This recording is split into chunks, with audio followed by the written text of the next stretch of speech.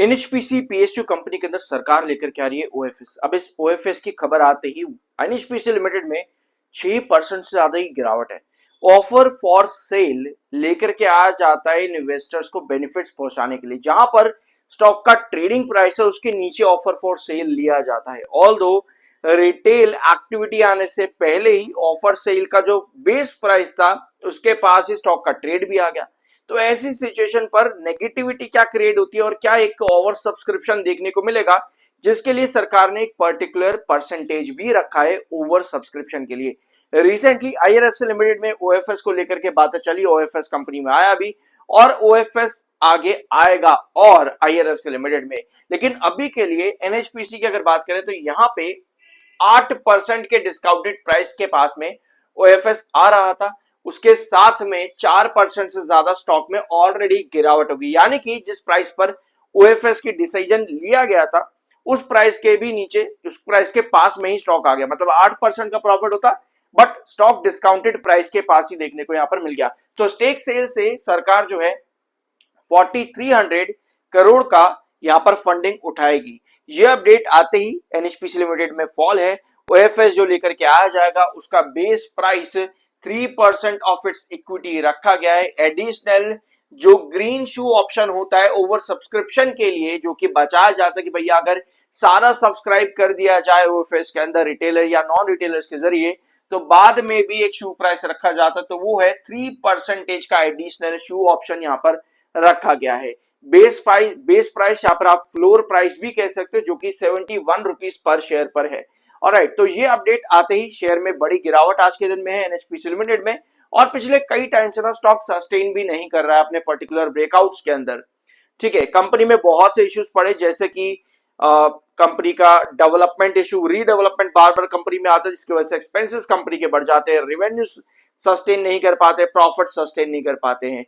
Monsoon का impact बहुत ज्यादा एनएचपीसी के प्लांट्स के ऊपर पड़ता है, जिसकी वजह से कंपनी अभी भी काफी ज्यादा अनसर्टेन है फाइनेंशियल्स और फंडामेंटल्स के ऊपर। इस बीच में ओएफएस आना, जहां पर 2 जून नॉन रिटेल इन्वेस्टर्स के लिए प्राइस रखा गया है। ओएफएस ओपनिंग आज के दिन 2 जून है और नॉन रिटेल इन्वेस्टर्स के लिए आज के दिन का यहां पर ओएफएस था। वेयर आज रिटेल इन्वेस्टर्स के लिए 3 जून की तारीख रखी गई है और दोनों के लिए फ्लोर प्राइस जो आपका है वो 71 रुपीज पर 71 रुपीज पर देखने को मिला है। सो यहां पर 71 रुपीज के फ्लोर प्राइस पर सरकार 6% स्टेक अपना निकालेगी एनएचपीसी लिमिटेड में। और इस समय गवर्नमेंट के पास में, यानी प्रमोटर के पास आप बेसिकली यहां पर कहो तो 67.40% की होल्डिंग है। तो यहां से 6% काटने के बाद 61.40% प्रमोटर रह जाएंगे और बाकी आपको नॉन रिटेलर और रिटेलर्स के पास में ये ऑप्शन सब्सक्रिप्शन बनता देखने को मिलेगा।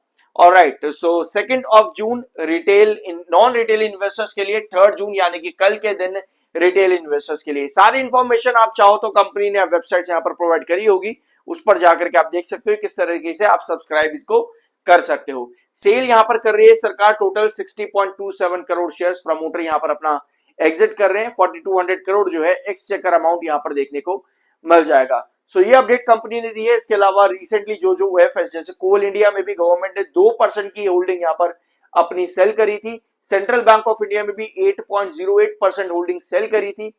तो ये कुछ कंपनी जहां पर रिसेंटली सरकार ने ओएफएस लेकर के आई है। सो ओएफएस लाया क्यों जाता है और फ्लोर प्राइस का बेनिफिट क्या होता है? फ्लोर प्राइस का बेनिफिट बेसिकली किया जाता है, मान लो कि स्टॉक एक पर्टिकुलर प्राइस पर है, उसके नीचे डिस्काउंटेड प्राइस पर दिया जाता है ताकि ज्यादा से ज्यादा सब्सक्रिप्शन ले इन्वेस्टर्स, चाहे वो नॉन रिटेलर हो चाहे रिटेलर हो। तो डिस्काउंटेड प्राइस पर जब दिया जाता है तो वहां पर ट्रेडर एक्टिविटी ज्यादा देखने को मिलती है उस प्राइस के पास लेवल अप करने के लिए। तो डिस्काउंटेड प्राइस का बेनिफिट ही देने के लिए यहां पर ये ओएफएस लेकर के आ जाता है। बट आज के सेशन में 71 रुपीज पर ऑलरेडी स्टॉक यहां पर ड्रॉप कर चुका है। इसका एक एग्जांपल यहां पर आप चाहो तो इसको रीड भी कर लेना। सो टेक्निकली 22.6 पर एमएफआई आज के दिन क्लोज हुआ, जो कि बुलिश है। 32.3 पर आपका आरएसआई है। क्या आपको इसके सब्सक्रिप्शन के लिए अप्लाई करना चाहिए? ये एक बड़ा सवाल यहां पर आता है एनएचपीसी लिमिटेड में। तो इसके लिए आपको कंपनी के फंडामेंटल, कंपनी का फाइनेंशियल पूरी डिटेल देखनी पड़ेगी। For example debtor days company का मार्च 26 के अकॉर्डिंग काफी कम हुआ है। ये कंपनी के लिए पॉजिटिव साइन बनता है। अभी के लिए ये एक अच्छा साइन है कंपनी में। इसके अलावा कंपनी का फंड कंपनी के फाइनेंशियल्स एक बार यहाँ पर देख लेते हैं। इनकंसिस्टेंट है, जैसे मैंने आपको वीडियो की शुरुआत में बताया, यहाँ पर आप देख भी सकते हो। ईयर 2024 में कंपनी कंसिस्टेंटली बढ़िया नंबर्स प्रोवाइड कर रही थी। कंपनी का ग्रोथ परसेंटेज इन रेवेन्यू 4%, 11%, 24%। और ये टाइम भी था जब कंपनी ने रिटर्न्स भी अच्छे खासी दिए थे, लेकिन उसके बाद में कंपनी आपको नीचे ही जाती देखने को मिली है। 24% से ड्रॉप करते करते कंपनी 19%, 10%, फिर -2%, और अभी मार्च क्वार्टर में 19% का रिवेन्यू ग्रोथ कंपनी ने दिया, जो कि काफी बढ़िया था। तो अभी मार्च क्वार्टर कंपनी का रिजल्ट काफी अच्छा आया था, बट वही है, मॉनसून की मार सबसे ज्यादा एनएचपीसी एसजेवीएन पर देखने को मिली, और कई सारी रिपोर्ट्स कंपनी ने दी भी है कि कंपनी का रीडेवलपमेंट बार बार करना पड़ता है प्लांट्स के ऊपर, जिसकी वजह से कंपनी के एक्सपेंसेस काफी ज्यादा बढ़ जाते हैं। ऑलराइट, तो कंपनी ने फाइनली यहां पर एक कमबैक किया है अपने मार्च क्वार्टर में। अब देखना यह है कि इस कमबैक को कंपनी कंटिन्यू कर पाएगी, क्योंकि 19% का रिवेन्यू कंपनी ने मार्च में दिया, उसके बाद में 3214 करोड़ के रिवेन्यू पर कंपनी जून में खड़ी है। तो 19% कंटिन्यू भी कंपनी को यहां पर करना है, यानी कि अराउंड 640 करोड़ आप यहां पर ऐड करोगे तो कितना बन जाएगा, 3850 करोड़ के आसपास। इतना रिवेन्यू कंपनी का जून में आना चाहिए। फाइनेंशियली अगर हम कंपनी से एक अच्छा रिटर्न चाहते हैं तो कंपनी को इतना रिवेन्यू प्रोवाइड करना पड़ेगा जून 26 के अंदर, तब हम कह सकते हैं कि हाँ, यहाँ पर थोड़ी बहुत रिकवरीज बनती देखने को मिल जाएंगी। ठीक है, तो ये है आपका एनएचपीसी लिमिटेड, और काफी अनस्टेबल है कंपनी यहाँ पर, और पिछले 2 साल में बहुत ज्यादा चीजें कंपनी ने झेली है, मॉनसून का मार वगैरह एंड ऑल। सो ये था आज की इनको वीडियो। कुछ नया जानने को मिला, सब्सक्राइब जरूर करना। मिलता अगले वीडियो में।